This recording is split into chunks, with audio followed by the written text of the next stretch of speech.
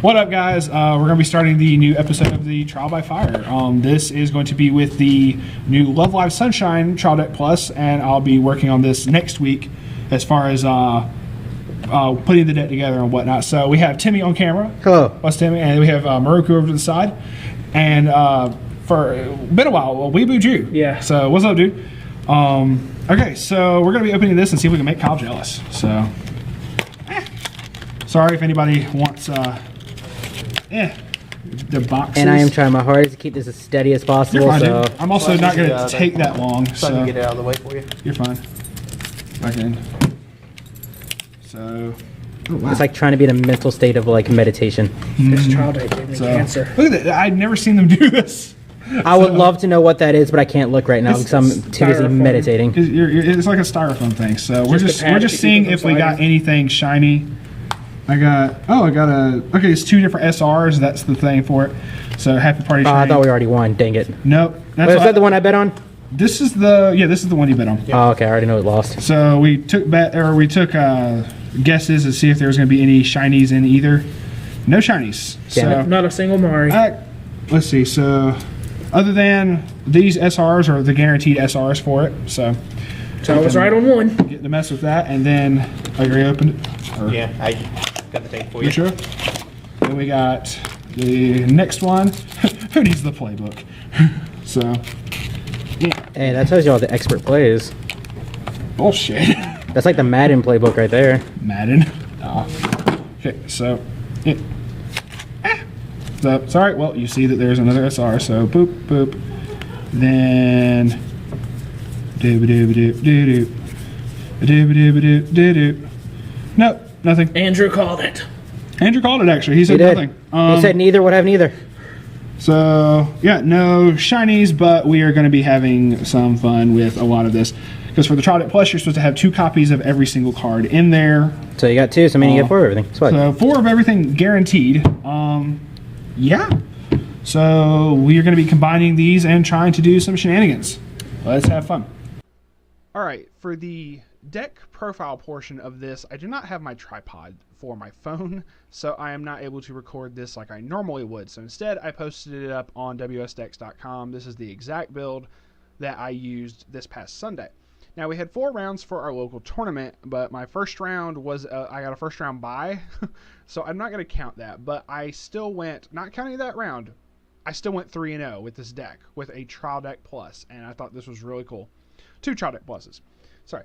Anyway, so it's 3 color. It is blue, yellow, and red, primarily red, as you can see, but that's mostly because of the level 0s. There's a lot of good level 0 reds. Anyway, so I feel that there's 2 like big setups you could do for this deck afterwards. Like if you were to take a Trial Deck Plus and combine it with cards from the extra booster itself, I feel that there are probably 2 different combinations you could do, because I would have liked to drop one of these 2 colors, but the Trial Deck Plus does not have enough to compensate as far as like for one or the other, my personal opinion. But depending also if you want budget or if you want to just go ham, there's some really fun setups you could probably do with this.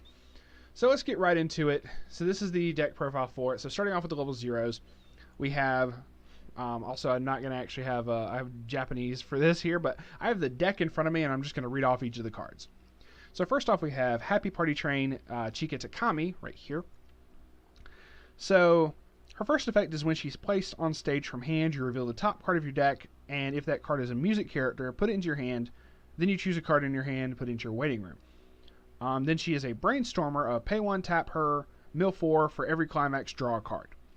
And I really, really like how they put both of those, the top check, add to hand, and all that effect.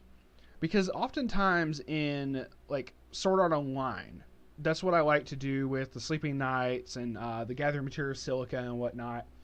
Basically, being able to make it so it's as if you brainstormed 5 cards. It's as if you milled 5 cards, technically. Because if you dig 1 card down further with this effect, you're that much more likely to hit a climax when you use the effect. Or when you use the effect and it reveals a climax, you know, oh, I can brainstorm right here and now, which is really cool. So being able to do that and being able to get technically do a 5-card brainstorm, like air quotations, is really awesome, and I like being able to do that. So I ran 3 copies of that. 3 copies of this Happy Party Train Yo Watanabe. So she's a 0/15. During your turn, this card gets 1,000 power and cosplay. When it attacks, you choose one of your music characters, and that character gets +1 level and 1,000 power until end of turn. So with her own ability during your turn, she's a 25. If you give a buff to herself, she becomes a 35 level 1. So she can get past a lot of the reversers and whatnot. Next you have this Now Where Shall We Go? Chikatakami is basically a drop searcher. On play from your hand, or no, when this card attacks. I'm sorry. So when this card attacks, I misread that. I'm sorry.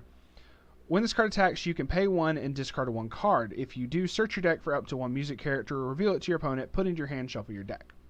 So, I would prefer if it was a drop searcher, but on attack is still pretty good. So, then there is Now Where Shall We Go to Yo? As a 0/25. When your other music character attacks, this gets 1,000 power for the turn. So, if you have 2 other characters attack before her, she's a 45. So, she get pretty big. Next, we have this Daya, which is really cool. Happy Party Train Daya Kurosawa. 4 copies of. When she becomes reversed in battle, if this card's battle opponent is level 0 or lower, you may put that character on the bottom of your opponent's deck. Really nice, and I like that removal. So then we have. This is really, really fun. Happy Party Train Mari. It's essentially a mirror copy of Asana's Married Life from SAO, if anyone's familiar with that. So she's a 500 assist to the characters in front of her, and when a climax is placed on your climax area, choose one of your characters. That character gets 1,000 power till end of turn. This is very powerful for being able to set up for your level 1 climax combo. Excuse me. So very nice, and I like the overall versatility of a lot of stuff in here. So, very nice. We have 8 level 1s. We have 4 copies of Now Where Shall We Go Yoshiko. When this attacks, if the number of your other music characters is 2 or more, she gets 2,000 power. So she's a 1/16k. On swing, becomes a 1/18k. And she has Clock Encore, which is very nice. Then you have Happy Party Train. It says Mari there, but it's not. It's Happy Party Train Kanan. Has a climax combo with the 1k1 pants trigger, which the SR for the climax in the deck is an alternate art. It's really cool. So she's a 1/5,000. When this card's battle opponent becomes reversed, if you have Happy Party Train in your climax area, you search your deck for up to 1 music character, reveal it to your opponent, put it into your hand. Very nice. It's literally Shimakaze from Kantai Collection, but with the better climax combo. It is such a good with the better climax. I'm sorry, not just the combo. It's the same combo, same stats, same combo, just different colors. But the climax is better because Shimakaze's is a draw 2k and a soul to 1 character. So this being a spread out 1,000 and a soul to everybody automatically makes it like a million times better. And I just really, really like that. So being able to throw this down and have this Mari is really, really nice. When you play the climax, she's a 6k. If this is behind her, she's a 6/5. And you can give her an extra 1,000 from the Mari to make her make at least one of your Kanans a 7/5 at level 1. That's really awesome. And being able to get over a lot of stuff at that point, more than likely.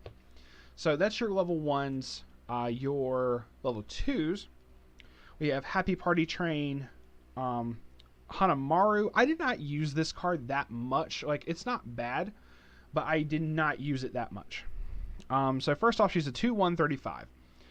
She's level assist, so all of your characters in front of this card get 500 times their level in power. And on play from your hand, you draw a card and choose a card to put it into your waiting room. So you're able to hand filter, and you excuse me. Being able to do a little bit of extra hand filtering there is very nice. This Yoshiko put in work right here. This thing was awesome. I really like this Yoshiko. So she's a 2/175. During your turn, if all your characters are music, which they are. They better be. She gets 2,000 power. So she's a 2/1/9/5 on your turn. And then up to 2 times per turn, when your other music character is placed on stage from your hand, she gets 1,000 power. So she can gain an additional 2k.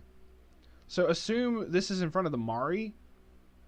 For the extra 500, she's an 8,000 base, 10,000 if you don't play anything else. But if you play 2 other characters, she's a 12k on your turn. Offensively is fucking phenomenal. I'm just saying, that's amazing. Then I know I'm saying like it's amazing for a lot of stuff, but it really is really good. And she came in clutch and just pounded away at a lot of what I had to deal with. So next is 2 copies of this Rico. So it's a 2/1, 3,500 backup, or 3,000 backup, but she's got 2,500 power. So sorry, got that. Okay, next are level 3s. This is also actually kind of nice. Like, I didn't think I was gonna like this level 3 as much, but she actually saved me a couple times. So it was really cool. Being able to like do the climax combo for the Kanon like at level 3 was interesting because she's able to give a bigger buff to the Kanon, and I thought that was really cool. So anywho, so she's a 3/2/10k. During your turn, she gets 500 power for each of your other music characters. So she's a 12k offensively always. That's awesome. No drawbacks. When this card attacks, choose one of your characters, and that character gets 2,000 power and +1 soul until end of turn. So it's a mandatory plus. But if you wanted to, you could attack with someone else first, or even give it to like your back row or whatever. So sure, it's a mandatory. You have to give somebody the effect, but there's ways around that. That ain't a problem. I was able to use that. Like, you could use that effect on like a level 1, and it's as if you're attacking with another level 3 because they're 2 soul now. So that's really cool. I really like that, and she kind of came in clutch for a lot of stuff. Next is Happy Party Train Rico. This is also very useful because it's a freaking heal on play. So obviously on play from hand to stage, heal the top card of your clock. And if the number of other music characters you have is 2 or more, she gets 1,000 power. So more in there for the heal than anything, but it's perfectly fine. Lastly is Now Where Shall We Go Kanon, which is a 3/2/10k, but if all your characters are music, she gets 1,000 power. So she's constantly an 11. It's really good. And then this card also just saved my bacon so much. The turn that she's placed on stage from hand, I'm trying to relate directly from the card. When this card's battle opponent becomes reversed, you can pay the cost, which is 3 stock and discarding 1 card. And if you do, stand this card. Oh my goodness, it's just restand. Very, very easy restander. Sure, it's a bit of a hefty cost, but if you paid out and she's on field, the turn if you paid out like all of your stock, you just attack with her last, and you are able to pay the cost and get it off. So it's the fact that you don't have to actually go into the attack phase with any stock whatsoever. You just have to be able to attack with 3 characters and just attack with her last, and you're good. So then, just to be able to salvage back some characters, and I prefer the damage spread. Our climaxes are the End of the Journey, 1k1 salvage trigger, and obviously 4 copies of Happy Party Train, the 1k1 pants trigger. For anyone who doesn't understand what those are, the salvage trigger when it triggers, lets you get back a character from your waiting room. So being able to add back cards to your hand, not just through the compression of the Kanons, is really good. And then the pants trigger is when this triggers, you can grab back a climax from your waiting room. So grab back more copies of Happy Party Train more often than not. And just really awesome to be able to keep using those combos over and over, and I really like it. So that is the deck profile. I feel that if you were to try to bump this down to 2 colors, it would either be dropping the yellow or the red, one of the 2. I feel that the blue is just too powerful. Like between the Restander Kanon and the climax combo of the Kanon is really, really good. The Mari extra buffs is so good. Like you can't get around that. And then obviously having it for a pants trigger makes it all the better. Excuse me. So if you were to add more red, it would be the more expensive route in my personal opinion, but it fits because you'd be able to pull off the other level the other like big combo of the deck, which or I say of the deck, but of the one of the things that their set is able to do in the extra booster, and it's actually made it so Love Live Sunshine has cards on the ban list in JP, which is the second year's combo. There's a 2/1 Rico and 2 level 3s, Chica and a Yo. The Chica has an early play condition. If the 2/1 Rico is in your clock, she can be early played. And then when she's played, you can pay an additional stock to some of the level 3 Yo from the waiting room. So being able to early play 2 level 3 characters for all of 3 stock is really, really fucking awesome. Like, straight up. Like, you can't beat that. Like, I say you can't, but it's a lot of good value. The thing is, that's one of the more meta things that people are trying to do, and thus forth, those cards are a little more expensive. I've seen everywhere from, like, obviously, depending also if you get foil or not, $10 to $20 a piece for each of those cards. It really just kind of depends. The budget route would still be very good if you dropped red and increased your yellow count,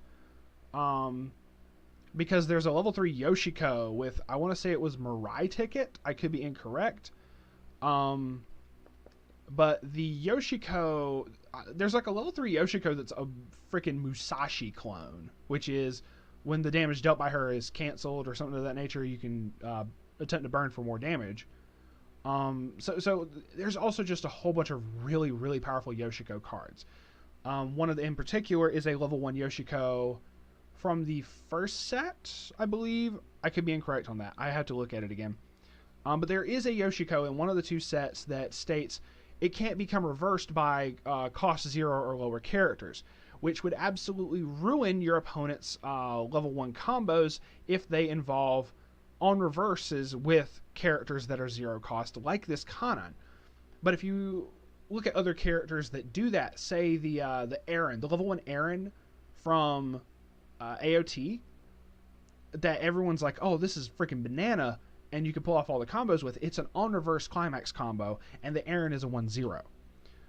So do the math, kids. That's freaking awesome, because that Yoshiko cannot be reversed by them, and prevents your opponent from being able to gain advantage off of that by having those Yoshikos.